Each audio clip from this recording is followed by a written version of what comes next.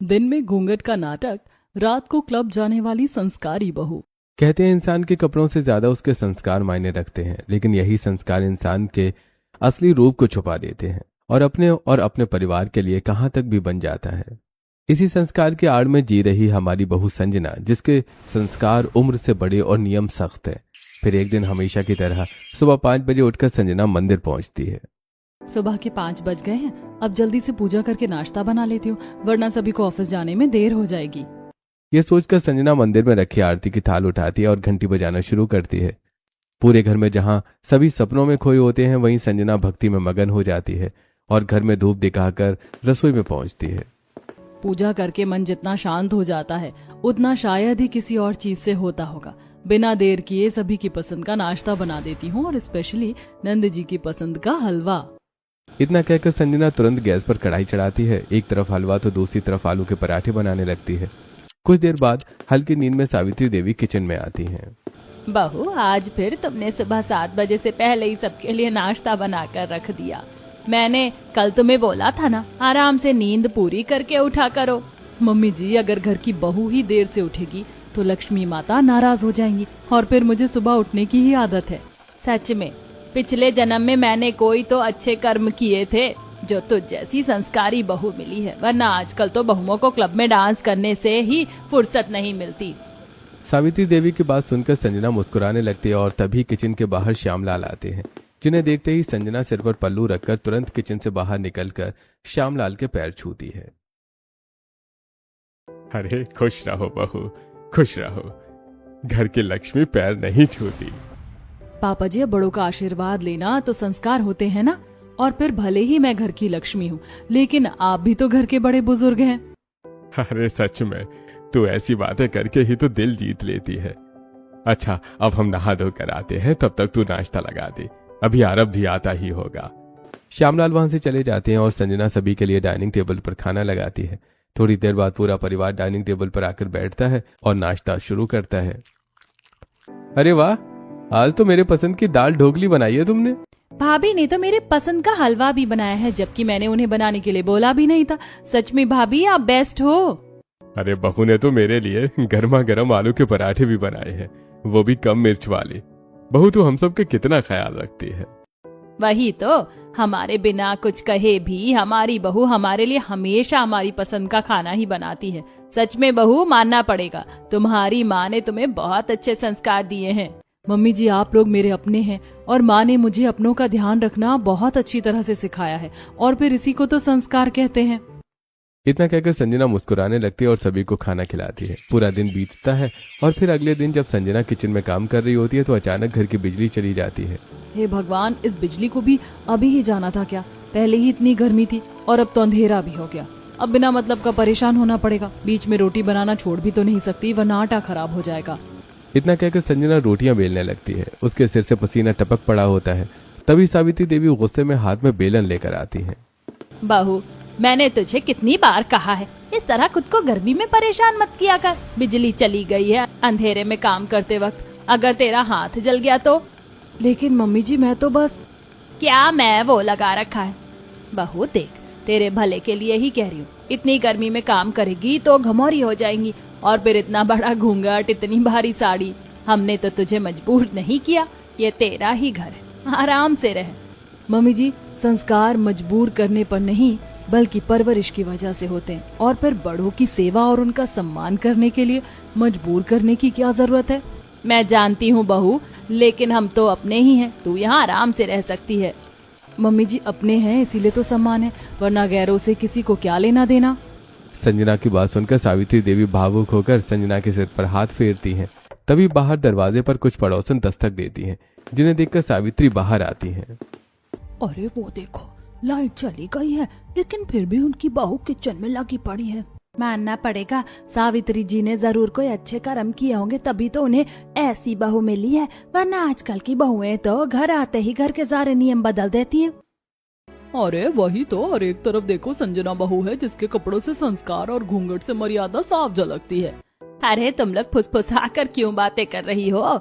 मेरे घर में तारीफ करने पर कोई पाबंदी नहीं है, पैसे नहीं लगेंगे। सावित्री देवी की बात सुनकर सभी हंसने लगते हैं और सोफे पर बैठते हैं। तभी संजना सभी के लिए चाय नाश्ता लेकर आती है। ये लीजिए आंटी जी चाय, मैंने स्पेशल आपके लिए अदरक डालकर बनाई है। हाँ हाँ बहुत जल्दी दे, वैसे भी तेरे हाथों की चाय पिए बरसों हो गए हैं। अब बरसों बाद आओगी तो चाय कैसे पियोगी? कहाँ गायब थी इतने दिन? अरे आपको तो पता ही है, हम दोनों का ननिहाल एक ही है। गांव गए थे, हम मामी के बेटे की शादी में गए थे। और कसम से बता रहे, बहू बिल्कुल तीखे मिजाज की मिर्ची जैसी आई है। जुबान कैंची की तरह चलती है और हाथ 2 GB इंटरनेट से भी स्लो। मैंने तो सोच लिया मैं बिल्कुल आपकी तरह बहू लाऊंगी और पसंद भी आपसे ही करवाऊंगी। हाँ हाँ मैंने भी तय कर लिया, मेरे घर अब बहू आएगी तो बिल्कुल संजना बिटिया जैसी, जो संस्कारों को ख्वाहिशों से पहले और जिम्मेदारियों को खुद से भी आगे समझे। ये सुनकर संजना मुस्कुराने लगती है। धीरे धीरे पूरा मोहल्ला संजना को संस्कारों की देवी मानने लगता है, लेकिन सच्चाई कुछ और ही होती है। जरूरी नहीं कि हर संस्कारी दिखने वाला इंसान संस्कारों से भरा हो। इसी तरह एक दिन जब पूरा परिवार टीवी देख रहा होता है तो वाह, एक छोटी सी बच्ची कितना अच्छा डांस कर रही है। जरूर इसके घर वालों ने इसका साथ दिया होगा, वरना आजकल कहाँ लोग इतनी ऊंचाइयों तक पहुँच पाते हैं बिना अपनों के साथ के। सच में इस बच्ची के हर स्टेप कमाल के हैं और डांस भी अच्छा है। अरे संजना, तुम्हारा मूड मौसम की तरह अचानक कैसे बदल जाता है? अभी तो तुम खुश होकर डांस देख रही थी और अब अचानक उदास हो गई। नहीं कुछ नहीं, वो तो बस ऐसे ही। अच्छा मैं आती हूँ, मैंने कुकर गैस पर चढ़ाया है, किचन में फट जाएगा। बहू तू ये क्या कह रही है? किचन, गैस, कुकर, क्या हो गया तुझे अचानक? संजना बिना किसी को जवाब दिए रसोई में चली जाती है और अपने पुराने अतीत के दिनों में खो जाती है, जब कभी उसकी भी लोग तारीफ किया करते थे। वाह संजना, सच में तुमने बहुत अच्छा डांस किया है। देखना एक दिन बड़ी होकर तुम मशहूर डांसर बनोगी और सबके दिलों पर राज करोगी। हाँ आकाश, मैं भी तेरी तरह इतना अच्छा डांस कर पाती। तू तो डांस सीखती भी नहीं है, फिर भी इतना अच्छा करती है। और एक मैं हूँ, सीख कर भी 2 स्टेप ढंग से नहीं कर पाती। तू परेशान मत हो, देखना एक दिन तू भी बहुत जल्द डांस सीख जाएगी। हाँ ठीक है, तब देखेंगे। वैसे मैं अभी जा रही हूँ पूरे क्लास को बताने की मेरी बेस्ट फ्रेंड संजना एक बार फिर स्कूल के डांस कंपटीशन में फर्स्ट आई है, फर्स्ट। मेरी बेस्ट फ्रेंड ये सुनकर इतनी ज्यादा खुश हो गई है, फिर मेरे घर वाले तो और भी ज्यादा खुश हो जाएंगे। मैं घर जाकर सबसे पहले पापा को बताऊंगी। यह सोचकर संजना बड़ी उत्सुकता और खुशी के साथ प्राइज लेकर घर जाती है और सभी को इस बारे में बताती है। पापा, जैसे मैं हमेशा स्कूल में फर्स्ट आती हूँ, वैसे ही बड़ी होकर बड़ी मशहूर डांसर भी बनूंगी। तुझे कितनी बार कहा है कि हमारे घर की बेटियां इस तरह स्टेज पर नाच नहीं करती, और तू है कि मानने का नाम नहीं लेती। लेकिन पापा, डांस एक कला है, गुनाह तो नहीं, और डांसर बनना मेरा सपना है, इसमें खराबी क्या है? जिसे तू सपना बता रही है उसे हमारे खानदान में नाचने वाली कहते हैं, और मैं अपनी बेटी के लिए शब्द ये नहीं सुन सकता। रुक, अभी मैं तेरी डांस का भूत उतारता हूँ। इतना कहकर रामलाल संजना के हाथ से ट्रॉफी लेकर जमीन पर फेंक देता है, जिससे ट्रॉफी तुरंत टूट जाती है और साथ ही रामलाल हाथ भी उठाता है, लेकिन तभी अरे अरे आप ये क्या कर रहे हैं? ऐसा मत कीजिए, मैं हूँ ना, मैं समझाऊंगी। ये आइंदा दोबारा कभी डांस नहीं करेगी, लेकिन आप हाथ मत उठाइए। मुझे भी कोई शौक नहीं है हाथ उठाने का, तो तुम समझा लो अपनी बेटी को कि डांस की जिद छोड़ दे। वहां से रामलाल चला जाता है और कमला संजना को अच्छे से समझाती है, लेकिन ये सब देख संजना डर जाती है और रात को अकेले कमरे में बैठकर रोने लगती है। पापा, पापा कितना गुस्सा कर रहे हैं सिर्फ डांस के लिए, लेकिन क्या डांस बुरी चीज है? ये तो एक कला है ना, क्या मेरा सपना अधूरा रह जाएगा? नहीं नहीं नहीं। उस दिन के बाद मैंने आज तक डांस नहीं किया। काश मेरे माता पिता भी मुझे उस लड़की की तरह सपोर्ट करते जो आज टीवी पर है, तो शायद मैं भी रसोई में नहीं बल्कि स्टेज पर होती। कहते हैं समय के साथ सपने टूट जाते हैं, लेकिन कई सपने टूटते नहीं हैं और ना ही कला खत्म होती है, बस मजबूरी में वो सांस लेना छोड़ देते हैं। इसी तरह संजना के सपने भी टूटे नहीं हैं, बस चुप हो गए हैं। फिर एक दिन, अरे ये संजना के फोन पर किसका फोन आ रहा है? उठा लूं क्या? नहीं नहीं, फिर से लगेगा कि मुझे उस पर विश्वास नहीं करता। एक काम करता हूं, उसे बुला लेता हूं। संजना, संजना, ये देखो तुम्हारा फोन आया है। आरव की आवाज सुनकर हाथ में आटा और चेहरे पर पसीना घूंघट लिए दौड़ती हुई संजना आती है और तुरंत फोन कान में लगाती है। क्या? नहीं नहीं, ऐसा नहीं हो सकता। संजना फोन पर बात करती है और अचानक उदास हो जाती है, जैसे कुछ बुरा या गलत हो रहा हो। क्या हुआ संजना, किसका फोन था और तुम अचानक इतनी परेशान क्यों हो गई? नहीं नहीं, कुछ नहीं, मैं तो बस ऐसे ही। अच्छा मुझे देर हो रही है, मुझे बहुत सारे काम है, मैं आती हूँ। इतना कहकर संजना किचन में आकर बर्तन धोने लगती है। चेहरे पर मुस्कान, लेकिन आंखों में एक अलग सी उलझन होती है। लेकिन ऐसा कैसे हो सकता है? अब क्या होगा? मैं क्या कर सकती हूँ? लेकिन मैं तो कुछ नहीं कर सकती, पर कुछ तो करना होगा। लेकिन क्या? संजना हल्की मुस्कान के साथ घर का सारा काम तो कर रही होती है, लेकिन एक अलग सी उलझन के साथ। फिर शाम को जब वो दोबारा टीवी पर उसी डांसर बच्ची को देखती है तो जब ये लड़की डांस कर सकती है तो फिर मैं क्यों नहीं? लेकिन क्या ये करना सही रहेगा? लेकिन क्या पता ये करने से सब कुछ ठीक हो जाए। पर क्या कहूंगी मैं सबको? संजना कुछ बड़ा और उलझन से भरा सोच रही थी, कुछ ऐसा जिससे उसकी जिंदगी बदल सकती है, और होता भी कुछ ऐसा ही है। संजना के सपने मजबूरी में बदल जाते हैं और फिर संजना रात को सबके सोने के बाद कमरे में जाती है। मुझे ये करना ही होगा, आखिरकार यही तो मेरी दुनिया थी, और अब ये मेरी मजबूरी नहीं बन सकती। अब मैं वो करूंगी जो शायद सही तो नहीं है पर गलत भी नहीं। इतना कहकर संजना एक पुरानी अटैची से मॉडर्न कपड़े निकालती है और ब्लैक कलर की मॉडर्न शॉर्ट्स पहनती है और चुपके से घर से बाहर निकल जाती है। उफ, इतनी रात को तो ऑटो भी नहीं मिल रहा, लगता है पैदल ही जाना होगा। ये सोचकर संजना जल्दी जल्दी चलकर ही एक बड़े क्लब के पास पहुंचती है और अंदर जाकर मैनेजर से बात करती है।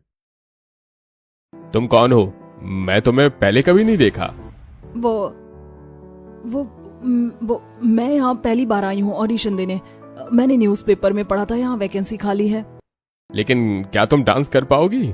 तुम्हें एक्सपीरियंस है? तुम्हारे चेहरे पर तो संस्कारी बहू वाली घबराहट है। मुझे एक्सपीरियंस नहीं है, लेकिन डांस अच्छे से आता है। आप ऑडिशन लेकर देख सकते हैं। ठीक है, थोड़ी देर बाद फंक्शन शुरू होगा, तुम उस पर अपनी परफॉर्मेंस दे देना। अगर ऑडियंस को और मुझे अच्छा लगा तो तुम्हारा काम परमानेंट हो जाएगा। ये सुनते ही संजना के चेहरे पर मुस्कान आ जाती है और थोड़ी देर बाद म्यूजिक शुरू होता है। फोकस लाइट संजना पर पड़ती है और पहली बार सिर से घूंघट न उठाने वाली बहू मॉडर्न कपड़ों में धमाकेदार डांस करती है। संजना के डांस का एक एक मूव ऑडियंस को हिलाकर रख देता है। तालियों की गड़गड़ाहट से पूरा क्लब भर जाता है। ओ पार्टी चलेगी पूरी रात, नहीं रुकेगा अब dance. Oh party all night, party all night. वाह क्या डांस है, दिल खुश हो गया। यार ऐसा डांस मैंने पहली बार देखा, एक एक मूव परफेक्ट और धमाकेदार। याहू। हर एक ऑडियंस डांस को बहुत अच्छी तरह से एंजॉय करता है और थोड़ी देर बाद संजना अपना परफॉर्मेंस खत्म करके मैनेजर अजय से मिलती है। इस डांस के लिए तुम यहाँ क्लब आई हो? क्या हुआ? डांस अच्छा नहीं था क्या?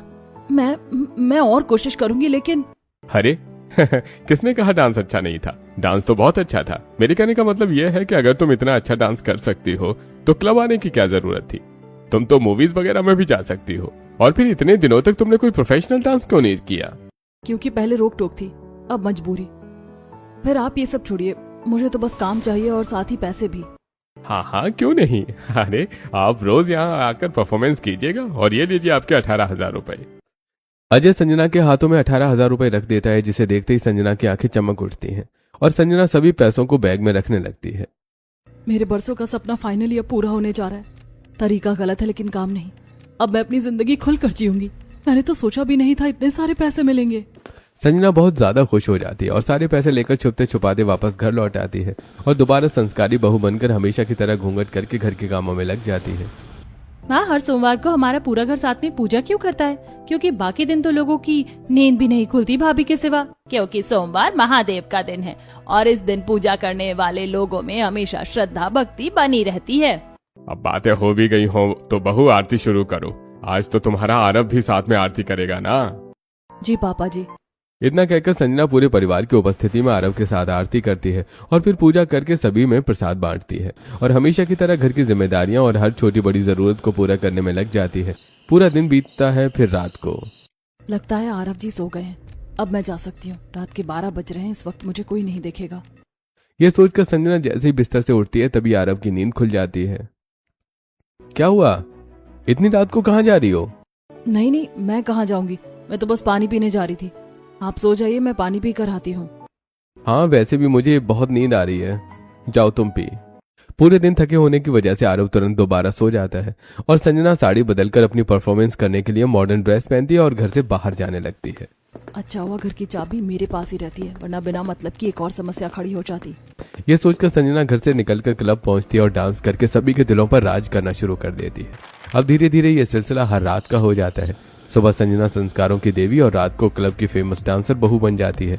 जिम्मेदारियां बढ़ जाती हैं जिससे चेहरे पर थकान दिखनी शुरू हो जाती है। फिर एक दिन, भाभी आज मेरे कुछ दोस्त नाइट आउट के लिए आएंगे, आप अभी मेरे और मेरे दोस्तों के लिए कुछ स्नैक्स बनाकर रख दीजिए। अगर ऐसा हुआ तो फिर मैं रात को छुपकर डांस करने कैसे जाऊंगी? क्या हुआ भाभी, आप परेशान क्यों हो गई? वैसे कई दिनों से मैं नोटिस कर रही हूँ, आपकी नींद पूरी नहीं होती क्या? आप बड़ी थकी हुई सी लगती हैं। नहीं, ऐसी बात नहीं है, मेरी नींद अच्छे से पूरी हो जाती है। अच्छा, मैं तुम्हारे लिए स्नैक्स बना दूंगी। संजना बात घुमा देती है और रिया और उसके दोस्तों के लिए स्नैक्स बनाने लगती है। फिर रात को जब रिया अपने दोस्तों के साथ पार्टी कर रही होती है तो वहीं संजना मॉडर्न ड्रेस पहनकर काली चादर ओढ़कर घर से बाहर जा रही होती है। अरे वो तेरी भाभी है क्या? अरे हाँ, ये तो भाभी है। इनकी पायल की वजह से पता चल रहा है, लेकिन अगर मैं हाँ कहूँ तो रिया को क्या जवाब दूंगी? अरे नहीं पागल, मेरी भाभी तो अभी अपने कमरे में सो रही होंगी। वो इस वक्त रात को इस तरह बाहर क्यों जाएंगी? अरे हाँ, तेरी भाभी कोई सीरियल की बहू थोड़ी ना है जिनके दो रूप हो, सुबह ब्रह्मचारी और रात को नशे की आदी। ये सुनकर रिया हंसने लगती है और अपने दोस्तों के साथ पार्टी करने कमरे में चली जाती है। इसी तरह फिर आज अगली रात जब रिया पानी पीने आती है तो अरे ये तो भाभी है। भाभी रोज रोज इस तरह छुपकर कहाँ जाती हैं?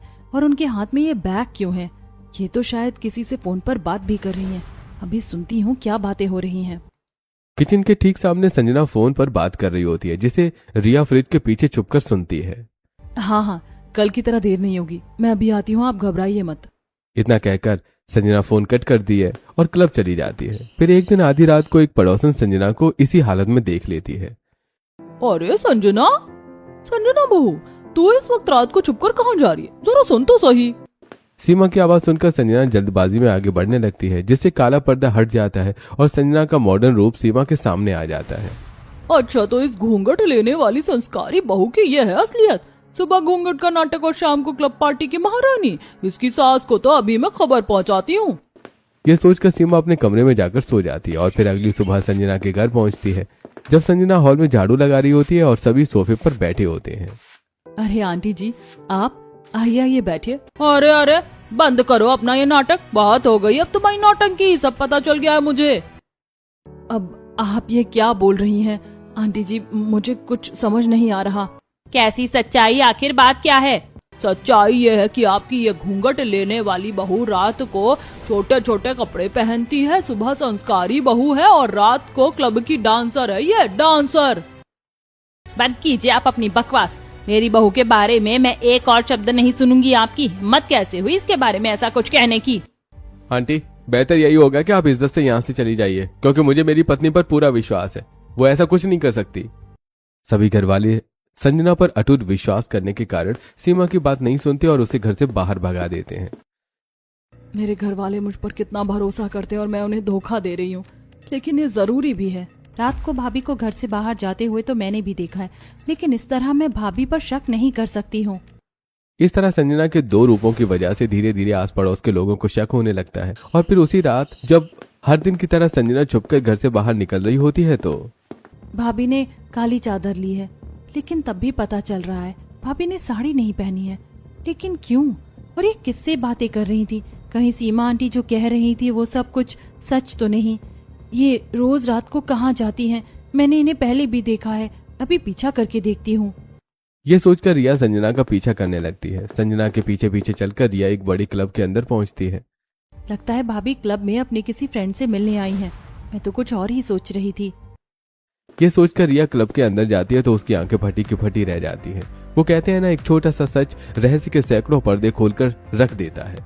रिया की आंखों के सामने संजना मॉडर्न ड्रेस पहनकर स्टेज पर डांस कर रही होती है। My name is Sheila, Sheila की जवानी। संजना स्टेज पर डांस करके मैनेजर से पैसे लेती है और बैग में रखकर वापस घर निकल पड़ती है। और ये सब रिया को बिल्कुल एक सपने की तरह लगता है। मैं सोच भी नहीं सकती कि भाभी हम सबको इतना बड़ा धोखा दे रही है। कहीं ये सपना तो नहीं?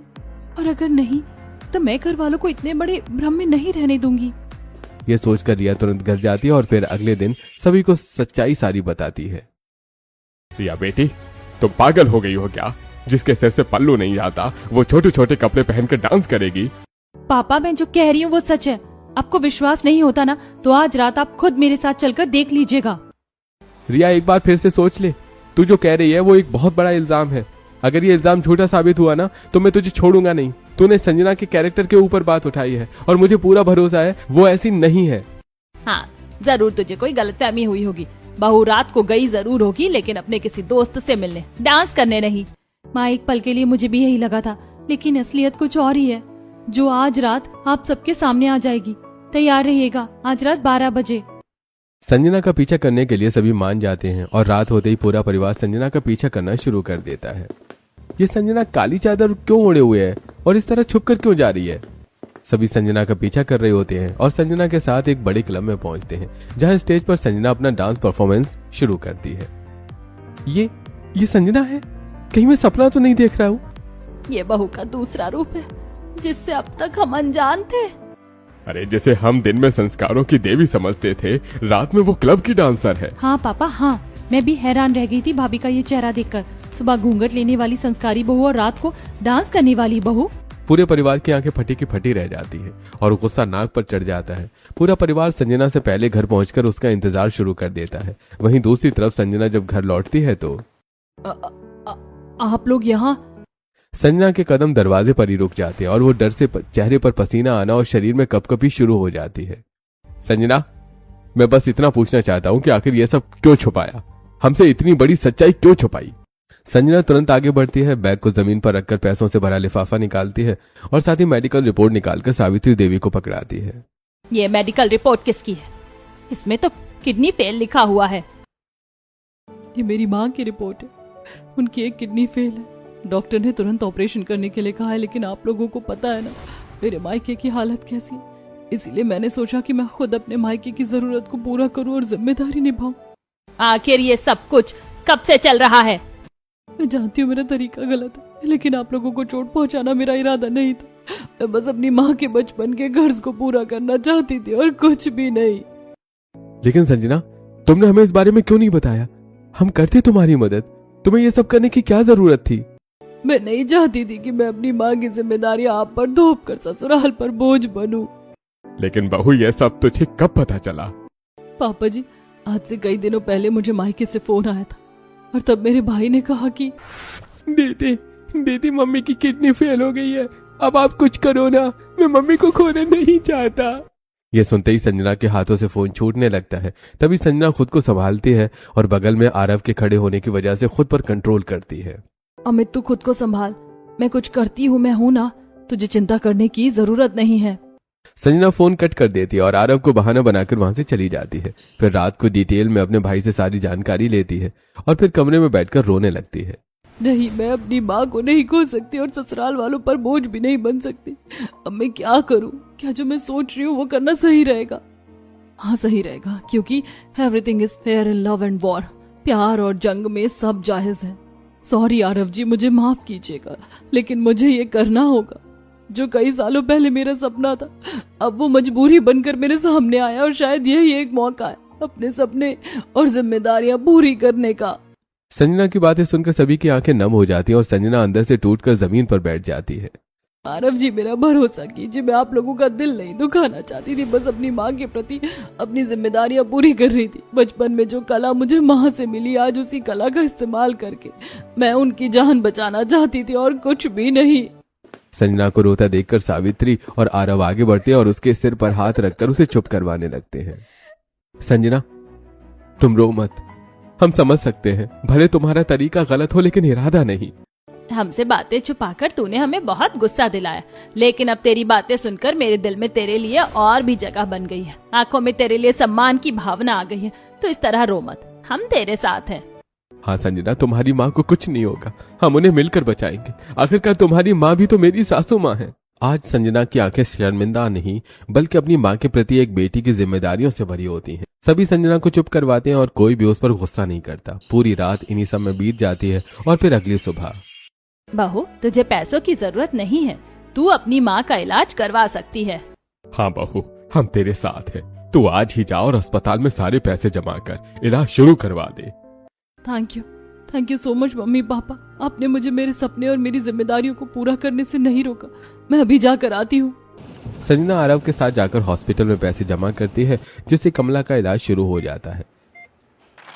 कुछ महीने बीतते हैं, धीरे धीरे कमला ठीक होने लगती है और वहीं दूसरी तरफ संजना के ससुराल वाले मिलकर उसे एक बड़ा सरप्राइज देते हैं। पूरा हॉल खाली करवाया जाता है और वहां संजना के नाम पर एक डांस एकेडमी बनवाई जाती है।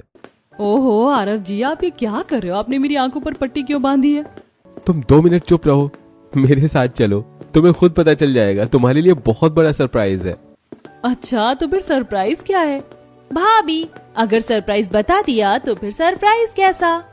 इतना कहकर आरव और रिया मिलकर संजना को हॉल में लेकर आते हैं और उसकी आंखों से पट्टी हटाते हैं। घर के दरवाजे पर एक बड़ा बोर्ड लगा होता है जिस पर बड़े बड़े अक्षरों में लिखा होता है संजना डांस एकेडमी, और घर के सभी सदस्य साथ खड़े होकर ताली बजा रहे होते हैं। क्या सच में ये मेरे लिए? क्या ये मेरी एकेडमी हो गई? मैं यहाँ सबको डांस सिखाऊंगी? मतलब अब मेरा सपना पूरा होगा। हाँ बहू, अब तुझे क्लब जाने की जरूरत नहीं है, क्योंकि तेरा डांस क्लब की डांसर बनने के लिए नहीं, बल्कि तेरे अंदर के हुनर को आगे बढ़ाने के लिए है। हाँ बहू, अब से न सिर्फ तुम डांस करोगी बल्कि सबको डांस सिखाओगी भी। आज से ये एकेडमी तुम्हारी और तुम इसकी मालकिन। सच में मैं बहुत किस्मत वाली हूँ कि आरव जी जैसा पति और आप जैसे ससुराल वाले मिले हैं मुझे। मैं आप लोगों का ये एहसान कभी नहीं भूलूंगी। आप लोगों ने मेरे बचपन का सपना पूरा किया है। संजना अपनी सास को गले लगाती है और फिर कुछ दिनों के अंदर गली के कुछ बच्चे संजना की एकेडमी में डांस सीखने आने लगते हैं और फिर धीरे धीरे दूर दूर से भी बच्चों का आना शुरू हो जाता है। तो बच्चों, सबको समझ में आ गया ना स्टेप्स किस तरह से होंगे? अब कोई गलती मत करना। हाँ दीदी, अब हम गलती नहीं करेंगे। आपने इतनी अच्छी तरह से समझाया कि हमें हर एक स्टेप एग्जाम में रहते पोएम की तरह याद हो गया है। अच्छा, हाँ दीदी, सच में पता है आपको, पहले मैं जहाँ डांस सीखती थी आप उस दीदी से 100 गुना ज्यादा अच्छा डांस सिखाती। उनके स्टेप्स तो मुझे समझ में ही नहीं आते थे और आप जैसे अच्छे भी नहीं होते थे। सभी बच्चों की बातें सुनकर संजना का चेहरा खिल उठता है और इसी तरह धीरे धीरे मोहल्ले से लेकर शहर की फेमस डांस एकेडमियों में संजना की एकेडमी का नाम भी आने लगता है। और अब घर में बच्चों की तालियों की आवाज से लेकर मधुर संगीत और घुंघरू की झनकार सुबह शाम गूंजती है। जिस मोहल्ले के बाहर सावित्री देवी सिर पकड़कर पड़ोसियों के साथ खड़ी होती हैं। सावित्री जी, अब तो आपके घर में दिन रात शोर ही शोर होता होगा। आपकी संस्कारी बहू डांस टीचर जो बन गई है। सिर्फ शोर नहीं, बल्कि मेरा सर दर्द भी होता है। अब मेरी बहू सिर्फ संस्कारी बहू नहीं, बल्कि जिम्मेदारियां निभाने वाली एक होनहार, हुनर से भरी बेटी भी है। एक तरफ पूरा परिवार खुश होता है तो दूसरी तरफ धीरे धीरे कमला की तबीयत भी पूरी तरह से ठीक हो जाती है। और फिर एक दिन कमला देवी अपनी बेटी से मिलने उसके घर पहुंचती हैं। बेटी, मुझे तुझ पर गर्व है। काश बचपन में तेरे पिता तुझे अपने सपनों को अधूरा छोड़ने के लिए तुझ पर दबाव ना बनाते, तो शायद आज तू और भी आगे होती। मुझे इस बात का कोई अफसोस नहीं कि पापा ने मेरे सपनों पर उंगली उठाई, बल्कि इस बात की खुशी है कि मेरे ससुराल वालों ने मेरा साथ दिया और मुझ पर विश्वास किया, साथ ही मुझे एक मौका भी दिया। सच कहते हैं लोग, हुनर को छुपाया जा सकता है लेकिन मिटाया कभी नहीं जा सकता। आज तूने अपना सपना पूरा कर ही लिया और तेरे इसी सपने की वजह से आज तेरी माँ की जान बच पाई है और शायद आगे जाकर सैकड़ों बच्चों की जिंदगी भी आसान हो सकती है। बहू, पहले मुझे लगता था कि संस्कारी बहू सिर्फ वो होती है जो अपनों का आदर करे और मर्यादा में रहे, लेकिन आज तूने साबित किया है संस्कार उसे कहते हैं जिसमें ईमानदारी, भरोसा और अपनों के लिए निस्वार्थ प्रेम हो। तभी वहां डांस एकेडमी के कुछ बच्चे और दूर खड़ा सारी बातें सुन रहा पूरा परिवार आता है। संजना, माँ सही कह रही है। मैं मानता हूँ कि तुमने हमसे झूठ बोला, लेकिन तुमने हमें धोखा नहीं दिया, क्योंकि तुम्हारे झूठ के पीछे स्वार्थ नहीं बल्कि अपनापन और जिम्मेदारी थी। हाँ भाभी, झूठ बोलना आपकी मजबूरी थी, लेकिन उसके पीछे छुपे आपके प्यार ने आज सब कुछ बदल दिया है। आज आप ना सिर्फ एक अच्छी बहू हैं, बल्कि एक अच्छी डांस टीचर भी हैं, साथ ही अपने सपने पूरे करने वाली एक हुनर से भरी इंडिपेंडेंट लड़की भी हैं। हाँ दीदी, आपकी वजह से आज मैं स्कूल में डांस कंपटीशन में फर्स्ट आई हूँ। सच में आप बेस्ट डांस टीचर हैं। सभी की बातें सुनकर संजना अपने पूरे परिवार को और एकेडमी में डांस सीख रहे बच्चों की तरफ देखकर मुस्कुराने लगती है। और इस तरह एक संस्कारी बहू भी अपने सपनों को पूरा करके अपनी जिम्मेदारियां निभाने में सफल होती है। कहते हैं ना, जब रिश्तों में विश्वास, प्यार, सच्चाई और अपनों का साथ हो तो कोई भी सपना अधूरा नहीं रहता।